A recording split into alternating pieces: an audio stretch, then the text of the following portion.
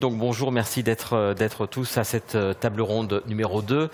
Alors quand on a échangé donc avec vous tous au cours des précédents jours, tous vous m'avez dit, ou presque, d'ailleurs on en parlera dans un petit instant, vous m'avez parlé évidemment de rapprochement entre la sûreté et la cybersécurité. Philippe Béraud, je vais vous donner le micro en premier. Vous dites, vous, que plus largement, évidemment, cela s'inscrit dans le rapprochement entre l'OT et l'IT. Effectivement, Philippe Béraud de Microsoft, je précise. Voilà. Bonjour à toutes et à tous. Effectivement, c'est ce que l'on constate plus largement. Donc, on a évoqué ce matin le mot d'Operation Technology versus Information Technology. Et c'est ce que l'on voit notamment dans le domaine de l'IoT industriel, où finalement, nos clients souhaitent finalement établir et mettre à disposition des systèmes ou des systèmes dignes de confiance et faire en sorte que on rapproche ce qui est de l'ordre de l'OT, donc on a parlé de la sûreté ou safety, on a parlé de la résilience, on a parlé de la fiabilité, ça c'est le monde de l'OT. Et de l'autre côté, on a le monde effectivement de l'IT avec les dimensions sécurité et privacy. On a parlé de SD3, de SP3 dans ce domaine. Donc c'est effectivement une dynamique que l'on observe et sur laquelle on essaye d'apporter un certain nombre de réponses, mais on aura l'occasion, je pense, d'en reparler. Et vous me disiez que les bonnes pratiques, on a parlé des échanges de bonnes pratiques, des collaborations, et en plus, elles illustrent dans un certain nombre de publications. Vous en avez cité quelques-unes. Alors tout à fait, on a évoqué les standards et la normalisation ce matin. Il a été évoqué l'ISO IEC 26262 dans le domaine de l'automobile. On aurait pu parler de l'IEC 61508 dans le domaine de l'industrie. On a parlé du ferroviaire également, ça aurait pu être au niveau IEC le 50108. Ce que l'on voit d'un point de vue sécurité et apport de la sécurité, et comment finalement la sécurité s'inscrit dans des activités d'opération industrielle notamment, on voit un certain nombre de bonnes pratiques aujourd'hui, de frameworks apparaître. Alors, on pourrait citer par exemple les bonnes pratiques de l'IoT dans le contexte du smart manufacturing qui nous vient de l'ENISA par exemple. On a parlé de systèmes critiques également, donc si on passe cette fois côté Nord-Amérique avec le NIST, on a le framework d'un côté pour l'amélioration de la sécurité des systèmes critiques. On a également les bonnes pratiques et le cadre de sécurité vis-à-vis des systèmes de contrôle industriel, donc tout ce qui va couvrir les systèmes SCADA, DLC, PLC, donc ça c'est aussi un certain nombre d'apports. Donc avant d'aller vers effectivement des cadres plus de normalisation ou de standardisation par rapport aux organismes qui les portent, on voit effectivement ce partage aujourd'hui au niveau de l'industrie au sens large, indépendamment des verticales des uns et des autres, apparaître déjà un partage vis-à-vis d'un certain nombre de bonnes pratiques. Pour ce qui est de Microsoft, on collabore notamment aujourd'hui avec, alors on est dans un certain nombre d'organisations de normalisation, mais pour le domaine qui nous intéresse ce matin, on collabore notamment avec l'IIC, donc le consortium pour l'Internet industriel, qui propose par exemple aujourd'hui un cadre en fait vis-à-vis de modèles de maturité, donc pouvoir avoir finalement une démarche pragmatique, parce que tous les systèmes n'ont pas forcément les mêmes besoins. On a parlé de verticalisation, notamment dans le cadre des standards par rapport à des problématiques qui leur sont propres, mais chaque système ou chaque ensemble de systèmes n'a pas des problématiques de sécurité qui sont les mêmes, mais pouvoir finalement asseoir une démarche de sécurité par rapport à des systèmes, alors soit concevoir si on est dans le domaine du greenfield, soit connecter des systèmes critiques existants si on est dans le domaine du brownfield, et asseoir une démarche qui se veut la plus pragmatique possible, à la fois vis-à-vis d'un code de gouvernance, du cycle de vie, etc., et pouvoir finalement définir quelle est sa cible, asseoir la maturité courante de sa solution et définir finalement une trajectoire. Et pour ceci, l'IEC propose aussi quelque chose qui me semble intéressant dans le domaine industriel, qui est le framework de sécurité qui est, me semble-t-il, un consensus aujourd'hui de l'industrie avec de multiples acteurs. On est un acteur parmi d'autres qui propose finalement là aussi un ensemble, un corpus de conseils et de techniques qui sont applicables par rapport aux domaines qui sont abordés. Même question, Eric Bantini, prenez un micro. Sur cette combinaison des enjeux de safety, de cybersécurité, vous faites le même constat. On va dans le même sens. Il y a une combinaison des deux maintenant. Alors, tout à fait. Je pense que la table ronde qui nous a précédé l'a bien montré.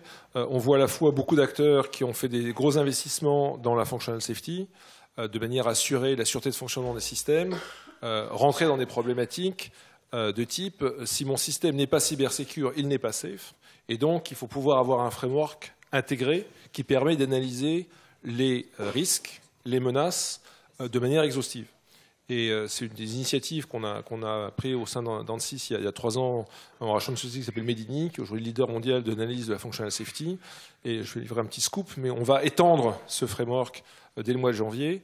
Et on a travaillé avec beaucoup de constructeurs automobiles et d'équipementiers pour pouvoir intégrer dans le même environnement les analyses de type functional safety, de type FMEA, de type ARA, de type analyse des arbres de défaillance, avec des analyses des menaces et des risques cyber, et ça dans un même environnement qui va importer des définitions système, type SysML, qui sont utilisées par tout le monde, et qui va pouvoir appliquer de manière intégrée des analyses de risques sur la combinaison des risques cyber et des risques en matière de safety.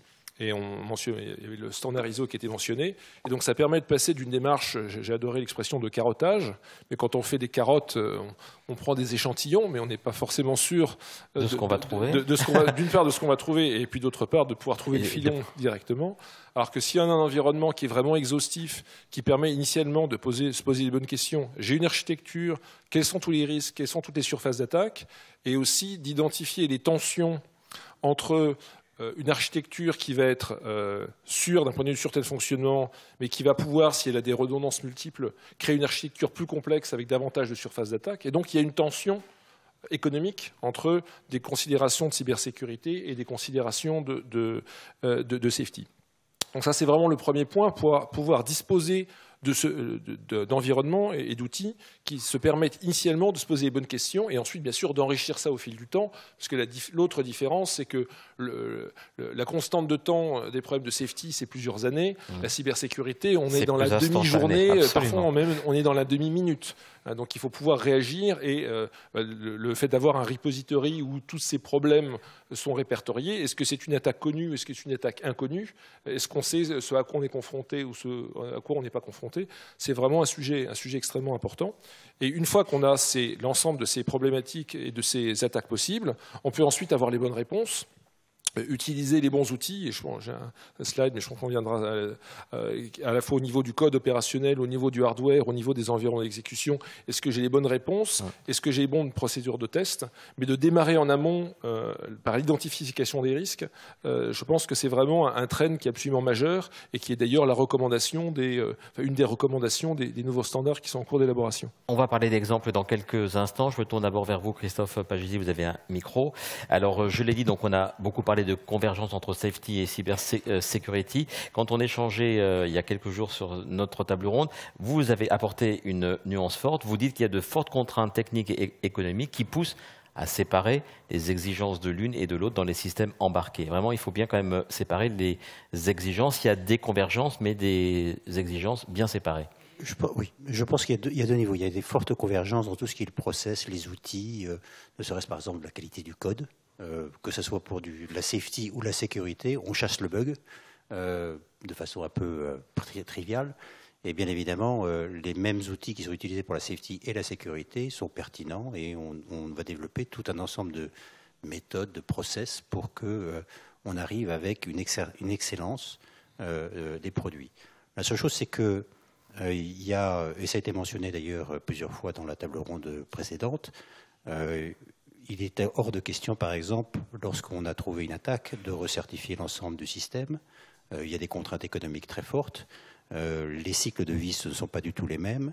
Et on a intérêt au maximum, parce qu'on est des ingénieurs, on aime bien résoudre des petits problèmes les uns après les autres, plutôt que d'essayer d'avoir un gros problème à résoudre en même temps. On essaye d'avoir des systèmes au maximum qui sont séparés, parce qu'ils ont des dynamiques différentes. La mise à jour de logiciels est vraiment un exemple tout à fait, je dirais, parlant. Et il est illusoire d'essayer de faire un système qui fait papa-maman en même temps, alors qu'on est face à une complexité absolument immense. Et il y a d'ailleurs des contradictions entre la sûreté de fonctionnement, où il y a un certain niveau de redondance. C'est quelque chose qui, généralement, dans la sécurité, on essaiera d'éviter, parce que la redondance serait un canal caché par rapport à la sécurité. Donc il y a de fortes exigences quand on va dans le détail. à séparer les systèmes. Alors heureusement, le hardware nous sauve un petit peu, parce qu'aujourd'hui, avoir des sous-systèmes ou des sous-ensembles dans des processeurs évolués qui sont dédiés soit à la safety, soit à la sécurité, ça peut se faire de façon extrêmement économique. C'est plus un problème d'argent, c'est un problème simplement au niveau d'architecture, de bien identifier quelles sont les fonctions principales qu'on va avoir et de minimiser les interactions entre le monde sécurité et safety. Mais ça peut se faire. C'est au prix de certains compromis entre l'un et l'autre. Il n'y a pas à faire. Si c'est fait tôt dans le design, le niveau de compromis est très faible. Et en tout cas, ça ne coûtera pas très cher. Donc, ce n'est pas une question de prix. C'est une question d'insertion dans le cycle de production et dans le cycle d'engineering au bon moment. Et alors, il se trouve qu'aujourd'hui, effectivement, du côté de la safety, il y a une grande maturité parce que ça fait 20 ans ou voire plus qu'on s'occupe d'avoir des systèmes qui soient avec une fonctionnalité, avec une sûreté de fonctionnement, je dirais, établie. Les problèmes de cybersécurité sont relativement nouveaux puisqu'on a connecté ces systèmes qui ne devaient pas forcément être connectés de façon relativement récente.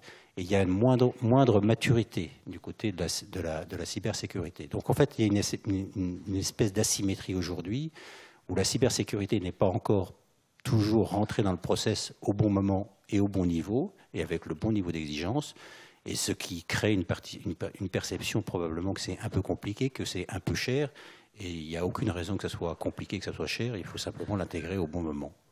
On va parler d'exemples concrets. Guillaume Crinon, vous allez prendre un micro. Voilà. Vous m'avez parlé, vous allez nous parler d'une carte SIM reprogrammable. Alors, qu'est-ce que vous avez fait avec cette carte SIM avec la société Avnet ? C'est vraiment un exemple. Moi, je rejoins Christophe. En fait, la sécurité, quand c'est implémenté suffisamment tôt, normalement, ça ne doit pas poser de problème. Et pour rebondir sur ce que j'ai entendu à la première table ronde, les constructeurs automobiles, ils ont aujourd'hui plusieurs problématiques, qui est d'une part de mettre à jour à distance des choses dans un véhicule. Ça peut être un logiciel, mais ça peut être aussi un fournisseur d'accès. Donc c'est un exemple. Et aujourd'hui, il y a l'exemple que je prenais, mettre à jour une carte SIM, mettre à jour le profil d'un opérateur à distance. Ça se fait aujourd'hui dans le cadre d'une norme GSMA très, très bornée par les télécoms, mais ce sont des choses qui se font à l'aide de plateformes sécurisées qui sont fournies par des gens qui respectent des critères, qui travaillent entre eux, depuis la plateforme jusqu'à la carte reprogrammable, jusqu'au silicium, jusqu'aux OS qui tournent. Donc chez Avnet, oui, on propose ce service, mais le concept peut être étendu et généralisé à n'importe quoi. Et pour rebondir sur ce que disait Christophe, aller mettre à jour un firmware, n'importe quel firmware, dans n'importe quel processeur de façon sécurisée, où qu'il se trouve, à travers n'importe quel réseau. Aujourd'hui, oui, c'est le Graal, mais c'est quelque chose qui est possible. Et la barrière du coût n'est plus un problème. Parce que si on s'y prend suffisamment à l'avance, aujourd'hui, effectivement, on a le silicium pour faire ça. Donc la sécurité, il faut l'implémenter. Pour moi, c'est une condition nécessaire à la sûreté. Elle n'est pas suffisante, mais c'est une condition nécessaire. Donc moi, je vous parlerai que de sécurité parce que c'est ce que je connais uniquement et je ne suis pas métier sur les problématiques de mes clients. En revanche, en termes de sécurité, c'est vrai qu'aujourd'hui, on n'a plus d'excuses et on sait concilier à la fois de la très haute sécurité, du temps réel, de la résistance à des tests de pénétration. Pour rebondir sur les voitures, la sûreté d'un véhicule sur la route aujourd'hui, ça se fait à travers peut-être des tests Euro NCAP, des crash tests, et puis des tests de pollution. Et ben demain, il y aura aussi des tests de pénétration très poussés qui seront probablement normalisés et qui vérifieront que les systèmes embarqués résistent. De toute façon. Vous parliez de vos clients, Guillaume. Ouais. Vous travaillez avec quel secteur et est-ce que vous répondez de la même façon au secteur automobile ou à d'autres secteurs ou est-ce que vous adaptez vraiment votre réponse aux spécificités de vos clients ? Alors la sécurité, c'est intéressant parce que tout le monde en parle et encore trop peu de monde sait la mettre en œuvre de façon correcte et souvent les clients connaissent un peu les normes. Alors moi, je travaille en tant qu'Avnet, on est fournisseur de solutions, on est distributeur de solutions micro, circuits intégrés et logiciels. On travaille avec beaucoup de verticaux dans l'industrie, hein, c'est vrai que ce soit le monde automobile, le monde médical, le monde de l'industrie, le monde de la Smart City. Les problématiques sont différentes parce qu'aujourd'hui, on est encore dans un stade où il y a quelques normes. Par exemple, TLS est une norme en termes de sécurité, de connexion entre un point A et un point B. C'est ce qu'on utilise sur HTTPS par exemple, mais ce n'est pas applicable à travers tous les réseaux, en particulier quand on commence à adresser des problèmes de consommation très réduite, des problèmes de réseau bas débit. On ne peut pas faire le niveau d'échange sécurisé qu'on souhaiterait, des protocoles aussi poussés qu'on souhaiterait le faire. Donc effectivement, en fonction du métier, en fonction du cas d'usage, il faut parfois s'adapter et parfois trouver des compromis, aujourd'hui encore en termes de sécurité.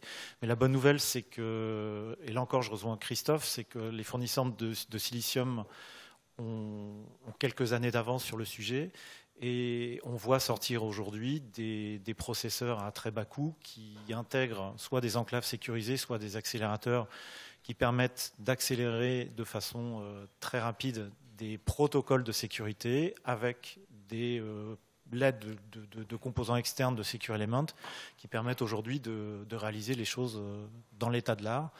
Et puis, évidemment, de préparer les services de mise à jour à distance qui ne manqueront pas d'arriver, parce que j'entendais le monsieur d'Alstom tout à l'heure qui disait que quand il déployait un matériel sur le terrain, c'était pour 40 ans. C'est souvent la problématique de mes clients. Dans l'industrie, on n'est pas dans le grand public. Ça veut dire qu'on ne change pas un matériel tous les 2 ans.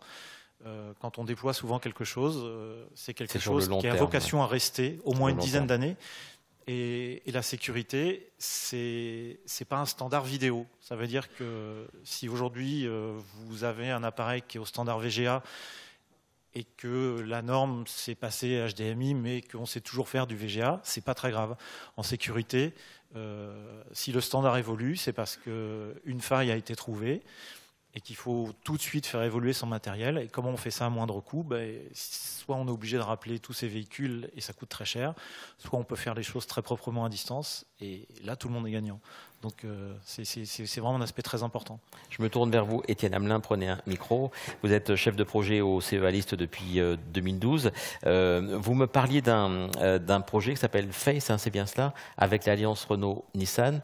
Racontez-nous ça. Et ce qui m'intéresse donc aussi, c'est que vous préconisez pour les experts en safety, en cybersécurité, de mieux utiliser leur cerveau droit que leur cerveau gauche. Expliquez-nous cela. Voilà.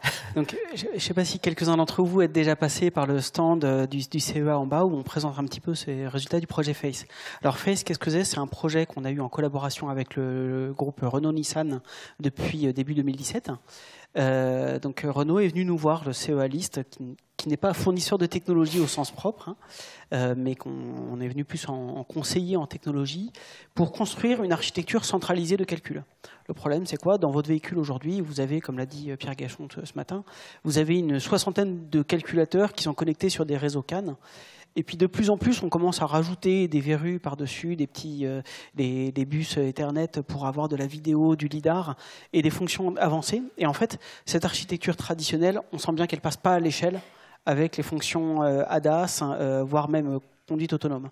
Et donc le groupe Renault est venu nous voir pour nous demander de concevoir avec eux une architecture centralisée avec un cerveau central, donc ce qu'on appelle le PCU, le Physical Computing Unit, et ensuite déporter aux différents coins du véhicule des petits concentrateurs d'interface qui peuvent héberger éventuellement des fonctions réflexes comme on a dans la moelle épinière par exemple. Alors évidemment, à partir du moment où on commence à concentrer les calculs et les données sur un cerveau central dans le véhicule, ce cerveau central vient également concentrer tous les enjeux de safety et de security qu'il y a dans le véhicule. Donc, ça représentait un challenge assez intéressant. Et c'est là où, effectivement, la diversité des portefeuilles de compétences et de métiers qu'on a développés au CEA List ont pu travailler ensemble entre, des côtés, les gens qui ont fait le hardware, qui ont fait l'infrastructure logicielle, qui ont fait les outils et les méthodes pour concevoir et valider cette infrastructure. Donc, on a pu mettre en place une démarche outillée pour concevoir et valider du coup la plateforme et les logiciels qu'elle héberge. Et le retour d'expérience que vous en faites? Alors le retour d'expérience, ce que j'ai trouvé très intéressant au début de ce projet, c'est qu'on avait une équipe safety et security qui était pilotée par des gens de Renault. Et en fait, quand on leur a demandé quelles étaient les bonnes propriétés qu'ils attendaient de cette plateforme-là pour ce qui est de la sûreté de fonctionnement et de la cybersécurité, ils ont été très embêtés. Parce que, en fait, les experts qu'on avait en face de nous ils avaient plutôt un métier analytique. C'est-à-dire qu'ils attendaient d'avoir une architecture qui est relativement stabilisée, qui est relativement convergée, qui est déjà un peu solide, pour pouvoir l'analyser et identifier à quel point, à quel niveau se situent les difficultés, les points, les modes communs de défaillance ou les surfaces d'attaque pas suffisamment protégées. Donc ça, c'est le cerveau gauche. Voilà, en fait, le cerveau gauche, hein, c'est le cerveau analytique. Et nous, on était dans une phase plutôt de conception. J'oserais pas dire page blanche, parce que quand même, on avait un peu itéré avec le groupe Renault avant de signer le contrat. Mais on était dans une phase très créative, où on n'a pas encore tous les requirements, ou alors il y en a qui sont encore un peu évolutifs, qui sont... on ne sait pas encore sur quel calculateur, sur quel cœur on va faire exécuter quelle fonction. Et encore, quand on dit quelle fonction, en fait, souvent, c'est pas le groupe Renault qui conçoit lui-même la fonction logicielle. Le groupe Renault, il intègre des fonctions qui aujourd'hui sont livrées par des prestataires Tier 1, Tier 2. Et donc, à la fin... on n'a pas réussi à avoir des exigences très, très robustes sur à quel endroit exactement on attend quelle fonctionnalité de partitionnement, safety, asile B, asile C, asile D, à quel endroit il est nécessaire d'avoir une authentification forte garantie par un HSM, à quel endroit on peut se contenter d'avoir une surface ouverte. Donc, au final, on a avancé dans cette conception en faisant des hypothèses. Du coup, voilà, c'est un métier d'architecture plus que d'analyse. L'architecte, c'est quelqu'un qui est capable d'avoir une démarche prospective, de faire des hypothèses robustes basées sur une expérience consolidée par l'expérience du terrain. Mais donc voilà, faire des hypothèses, éventuellement assumer le coût de pouvoir revenir sur certaines hypothèses au fur et à mesure. Parce qu'effectivement, comme disait Christophe Pavesi, voilà, quand on fait les bonnes hypothèses dès le début du projet, on a a priori beaucoup moins besoin de revenir en arrière que si on fait l'analyse post-ante après avoir conçu l'architecture.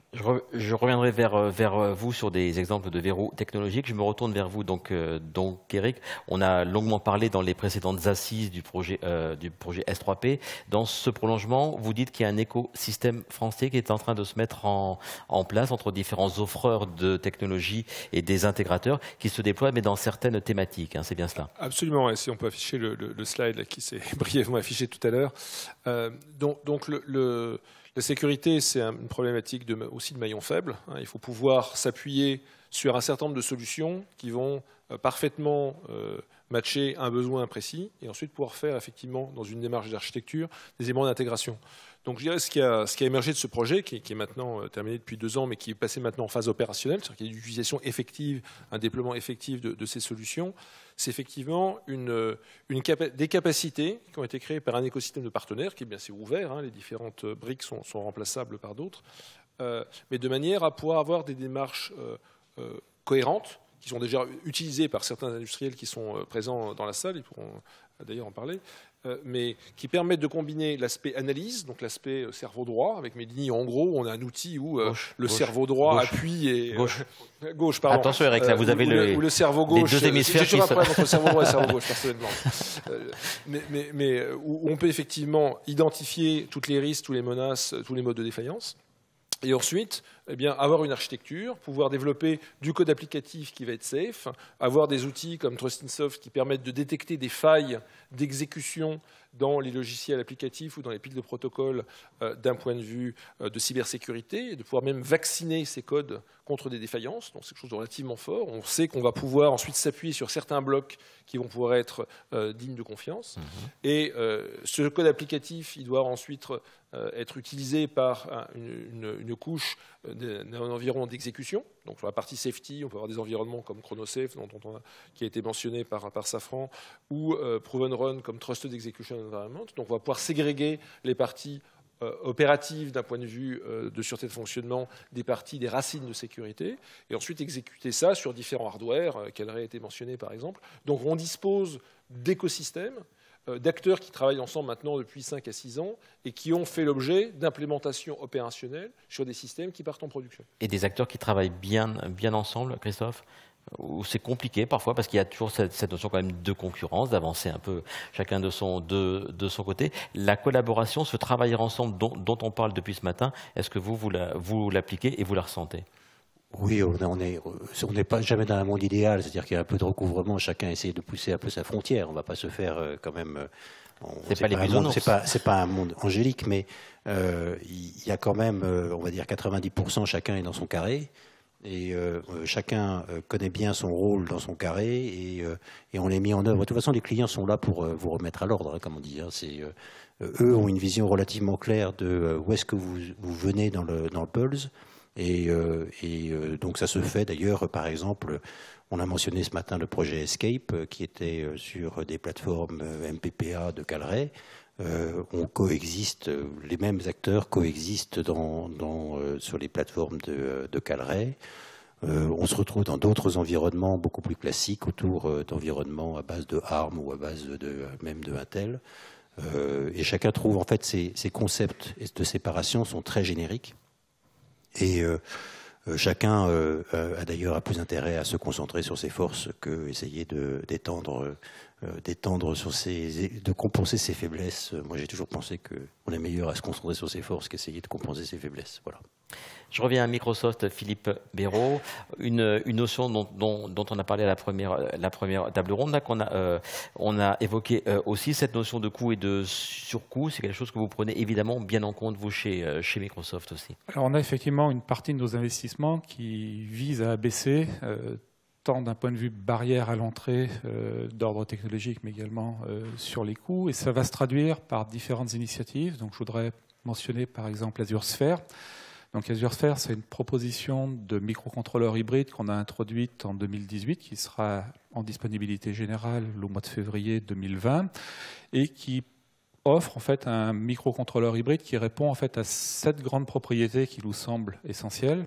La première, on va retrouver des choses sur la slide, hein, c'est d'avoir une racine matérielle de confiance pour pouvoir ancrer des identités, des clés ou autres, d'avoir une capacité de défense en profondeur, d'avoir une base de calcul de confiance qu'on appelle le TCB la plus réduite possible, d'avoir une compartimentalisation dynamique, d'avoir des identités fortes, notamment au travers de l'usage de certificats, d'avoir une remontée d'informations de ce type de SOC et d'avoir une notion de sécurité évolutive. On a parlé de mise à jour over the air, qui est un élément fondamental. Et pour asseoir dans la pratique ces 7 propriétés, ça vient de travaux de MSR au travers d'un projet qui s'appelle le projet Sopris.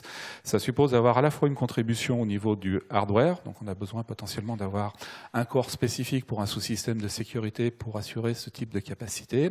Ça suppose également une contribution active du logiciel en tant que microkernel, et puis des services qui sont des services externes, et dans d'autres cas, typiquement des services cloud. Donc dans le cas d'Azure Sphere, il y a des innovations au niveau du hardware, il y a une proposition de Microsoft d'un microkernel Linux durci, et il y a également tout un ensemble de services dans Azure. Et d'un point de vue concret, ça se traduit comment ? On a un certain nombre de partenaires industriels au niveau du silicium qui proposent des puces certifiées Azure Sphere. Donc la première puce certifiée à l'avoir été, c'est la puce MT3620 de chez Mediatek, qui a des capacités également de connexion Wi-Fi. On va trouver un certain nombre de corps ARM M4 pour les opérations temps réel classiques, et également un corps A7 pour faire fonctionner le sous-système Linux durci. On a eu des annonces côté NXP dans les partenaires sur la gamme IMX8 pour avoir une capacité à héberger, donc sur des aspects à 8 corps, des workloads beaucoup plus avancés en termes d'intelligence artificielle. C'était un des sujets en filigrane des échanges de ce matin. Et on a eu une annonce récente le mois dernier à l'IT Solution World Congress de Qualcomm pour avoir une capacité de connectivité également cellulaire par rapport à ce type de chipset. Un des avantages et un des intérêts d'Azure Sphere, au-delà de la capacité de bénéficier d'une mise à jour du microkernel Linux pendant 10 ans par Microsoft, donc ça enlève un des éléments de travail, c'est de pouvoir utiliser, notamment au niveau des corps M4, si ça fait sens, un OS, le faire en bare metal ou un OS RTOS. En l'occurrence, on propose Azure RTOS qui vient du rachat d'Expralogic que l'on a fait et qui est le RTOS ThreadX et qui bénéficie de toutes les certifications en termes de sûreté que j'ai notamment évoquées tout à l'heure.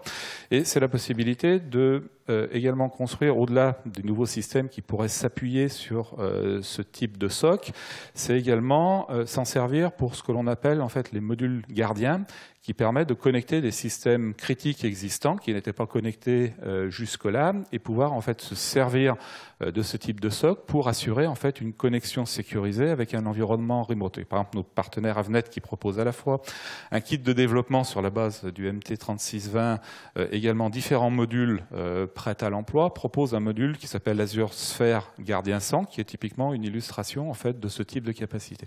Donc c'est le premier exemple, je tourne que je voulais prendre. Il y a un deuxième exemple, on a parlé des environnements d'exécution de confiance. On a un investissement open source autour d'un kit de développement qui s'appelle Open Enclave, qui permet justement de développer des enclaves au-dessus d'ARM, Trustzone ou d'Intel et GX. Et là aussi, la volonté, elle est à la fois de fournir une solution prête à l'emploi avec un niveau d'abstraction élevé qui facilite en fait l'entrée des développeurs dans ce monde et faire en sorte que ça soit directement et facilement utilisable depuis les environnements de développement classiques. Sauf d'ailleurs que je n'ai pas mentionné pour Azure Sphere, c'est que d'un point de vue environnement de développement, on a intégré toute l'expérience de développement sur ces microcontrôleurs dans nos environnements de développement classiques. Donc vu d'un développeur, ça ne demande pas des compétences particulières par rapport à un environnement de développement semi-graphique qui est propre au monde des microcontrôleurs. C'est le même environnement qui est utilisé. Et vous venez, Philippe, de prononcer un mot qui me semble clé, open. On en parlait avec Jean-Luc à la pause. D'ailleurs, est-ce que ce côté open, ça fait progresser les choses, ce système, on va dire, collaboratif? Est-ce que ça, c'est quelque chose de très tendance dans ce qu'on est en train de dire? Christophe, je vous vois hocher la tête. Prenez le micro. Alors, oui, open, c'est très bien, tant qu'il n'y a pas de coût violent associé à la certification, par exemple. La certification, c'est violent, généralement, comme coût. D'accord, c'est des processus qui sont complexes, et il y a quelqu'un qui doit mettre l'argent au pot pour dire ça va être certifié, et on doit avoir aussi le contrôle complet de l'IP, d'où vient l'IP. Donc, l'open source résout un certain nombre de problèmes, parce que c'est vrai que c'est mieux d'avoir des cerveaux tous ensemble qui réfléchissent au même sujet, et il y a plus de force de frappe. Mais il y a des limitations lorsqu'on va devoir apporter des garanties, et à la fin de la cybersécurité, vous devez démontrer qu'une certaine propriété est respectée. Et ça, il n'y a qu'un processus qu'on appelle homologation, qu'on appelle certification, qu'on l'appelle comme vous voulez, mais il y a toujours une partie tierce qui va dire ça fait ce que ça doit faire. Et donc vous allez devoir passer devant un examen de passage, et tout ce processus, on va vous demander d'où vient tout ce code, comment il a été fait, avec la bonne méthode, pourquoi vous pensez qu'il est bien. Donc il va falloir donc amener un certain nombre de preuves. Et ça, c'est des mécanismes sur lesquels on doit avoir, dans tous les standards, que ce soit de standards de safety ou de sécurité, on doit avoir un contrôle complet de la chaîne de production et les preuves de ce qu'on affirme. Et ça doit être vérifié par une partie tierce. Parce qu'il ne s'agit pas simplement de dire « je suis secure et je suis safe ». Absolument. Et là, il y a des coûts.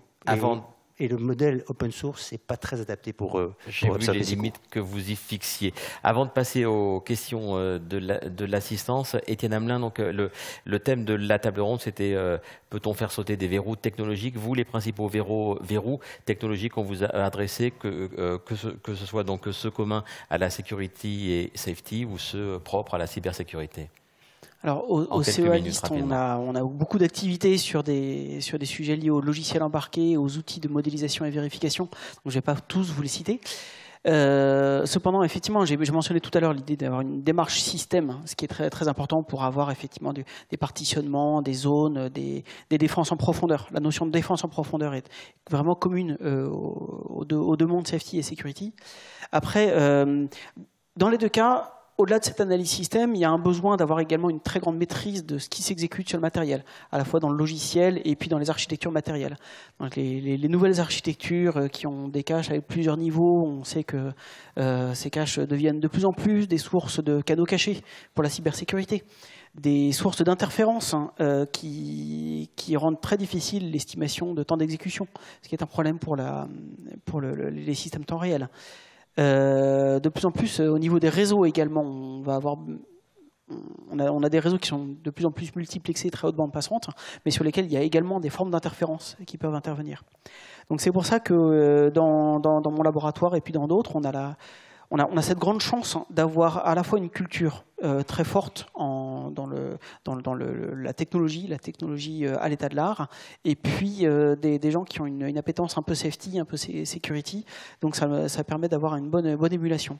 Donc du coup, on travaille sur des circuits multicœurs, sur des circuits many-cœurs. On travaille avec Calray par exemple. On travaille également sur les nouvelles architectures RISC-V qui ont cet avantage de l'ouverture, ce qui ne résout pas tout, on est bien d'accord, mais qui permet d'avoir des propriétés qui puissent être auditables de bout en bout.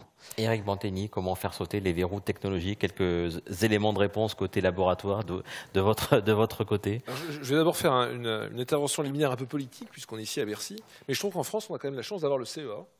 Quand on regarde ce chart, on a parlé de 3 startups, Trustinsoft, Chronosafe et Calray, qui sont d'origine CEA. Donc le fait d'avoir un organisme qui, sur le très long terme, concentre de la compétence et en interaction directe avec les industriels, je pense que c'est une chance. Si jamais il y a quelqu'un qui nous écoute à Bercy, moi je pense que c'est très important que la recherche soit financée à long terme par des organismes stables comme le CEA. Et je pense que c'est vraiment très important. Il y a l'INRIA, il y a d'autres grands organismes, mais je pense que le fait d'avoir quelques alma mater comme ça, qui nous permettent effectivement et qui permettent à l'écosystème de se structurer, je pense que c'est très important. Et que ces verrous technologiques, si toutes ces solutions existent, c'est parce qu'il y a eu 10 ans ou 15 ans de recherche avant. Et il y a des choses très fondamentales qui ont été faites. Une véritable, on va dire, impulsion qui est quand même donnée, et des garde-fous par tous ces organismes, le CEA, qui donnent les moyens que les choses bougent et les choses avancent. Hein, qui donnent les moyens et qui en même temps permettent d'inscrire les choses dans un temps long, parce que si une bonne partie des technologies qu'on exploite aujourd'hui sont utilisables aujourd'hui pour les problèmes d'aujourd'hui, c'est parce que pendant des années, il y a eu des chercheurs qui ont travaillé dans un écosystème et qui ont mis en place des mécanismes, que ce soit à l'INRIA, je pense que Provenron a une partie quelque part de lien aussi avec l'INRIA. Je pense que cette relation entre des instituts, des industries et cette technologie est vraiment très importante. Si on veut continuer dans 5 ans, dans 10 ans, à continuer à exister sur le plan mondial, je pense que c'est très important que ces organismes perdurent et soient correctement financés. Juste pour compléter, le radical entre toutes les sociétés qui sont sur la slide, c'est les méthodes formelles. Et ça, c'est une spécialité française. Parce qu'on aime bien les maths, on aime bien démontrer, on est assez ingénieur, donc ça correspond exactement à tous nos défauts. Hein, mais c'est qui se transforme en qualité parfois. Là, ça se transforme en vraie qualité. Et aussi bien Ansys que Trustinsoft, que Chronosafe, que Provenron, ce sont des boîtes qui manient les méthodes formelles. Alors chacun, pas exactement les mêmes méthodes formelles, pas exactement dans le même but, mais on est exactement avec la même racine technologique et scientifique, et effectivement avec les 2 sources CEA et INRIA qui sont les 2 mamelles sur lesquelles on a exploité. Même sentiment, même mot de la fin, Guillaume, sur ce que l'on vient de dire. Ces défauts français qui peuvent se transformer en qualité. Quand l'union fait la force, quand tout le monde travaille à peu près dans le même sens, ça peut se transformer en belle qualité et en joli succès. Oui, je pense. En fait, on a la chance en France d'avoir, à mon avis, un écosystème en sécurité qui est assez unique au monde. Si on fait la liste de toutes les sociétés qui gravitent autour du domaine de la sécurité dans le monde, on va se rendre compte qu'il y a un noyau dur français qui est très important et qu'on peut même localiser géographiquement du côté d'Aix-en-Provence, quelque part entre Grenoble et Aix, sur toute cette bande filaire. Vers la route Napoléon, un peu plus dans ces coins-là. C'est vrai, je ne sais pas pourquoi historiquement, mais c'est vrai qu'il y a énormément de sociétés qui travaillent dans ce secteur. Nous, avec Avnet, c'est vrai que chez Avnet, la sécurité sur le plan mondial, c'est géré par 2 Français. On a investi récemment dans une boîte française qui s'appelle Trusted Object pour gérer et injecter du firmware sécurisé dans tout ce qu'on fait avec nos clients. Donc on a cette chance et il faut capitaliser là-dessus. Et aujourd'hui, oui, on doit absolument continuer à financer la recherche, l'écosystème et puis à projeter sur le long terme. Et là, je rejoins, je pense, une réflexion qui a été faite, à mon avis, sur une table ronde précédente. Il nous manque quand même des briques technologiques. C'est pas Microsoft qui me contredira, parce que Microsoft est un géant de la technologie globale. Mais c'est vrai qu'en Europe, on aimerait avoir toutes les briques en main et pouvoir prendre en main notre destin et pas devoir sans arrêt aller chercher des solutions qui nous manquent de l'autre côté de l'Atlantique ou en Asie. Ou en Asie. Ce serait quand même bien. C'est un joli mot de la fin. Il nous reste 30 secondes. Est-ce qu'il y a une question, une remarque, un commentaire? Quelqu'un veut-il prendre la parole pour conclure cette table ronde? Oui, Michel, vous avez le micro. Donc, moi, il y a un truc dont vous avez parlé qui est le libre exit, l'open source exit. Au jour d'aujourd'hui, le matériel coûte de moins en moins cher. Les IoT arrivent à des prix, disons, battant toute concurrence. Le logiciel embarqué coûte très cher et le seul moyen, c'est de penser à casser la complexité en mettant une partie que j'appelle libre, open, qui est un noyau, et derrière, un IP derrière, payant, etc. Est-ce que vous y allez? Donc je cite, puisqu'on a Microsoft représenté ici, Google, ce qu'il fait avec Titan, est-ce qu'on a des choses que le CEA ou d'autres préparent? Qui veut répondre rapidement? Étienne, vous voulez répondre? Alors côté CEA, effectivement, on travaille beaucoup avec de l'open source. Déjà pour être efficace au niveau de nos coûts et que souvent il y a des très bonnes technologies open source. C'est également une façon de pouvoir contribuer nous-mêmes aux outils. Souvent, on exploite les outils dans les limites de leurs possibilités. Donc, quand on peut rajouter une fonctionnalité parce que l'outil est ouvert, ça nous facilite le travail. Il y a effectivement des outils open source, je pense typiquement les compilateurs, on utilise tout ça. Le noyau Linux qui fait tourner une grosse partie des objets connectés d'aujourd'hui, qui sont d'une qualité extrêmement intéressante.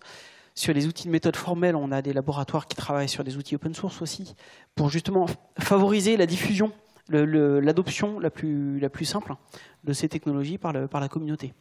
Après, effectivement, parfois derrière l'open source, il manque d'un relais pour pouvoir l'exploiter industriellement. Donc des sociétés de services en logiciel libre qui soient capables de fournir un support. Parce que ça nous est arrivé plusieurs fois au CEA de livrer des logiciels en open source, mais en fait, si on n'arrive pas à amorcer une communauté autour, le projet ne va pas forcément vivre et se développer tout seul. Avec la limite dont vous parliez, Michel, quand les coûts sont, pour reprendre votre expression, Christophe, pardon, sont violents. Donc voilà, ce sera le mot de la fin. Merci beaucoup, messieurs, d'avoir participé à cette table ronde. On peut vous applaudir. Merci beaucoup.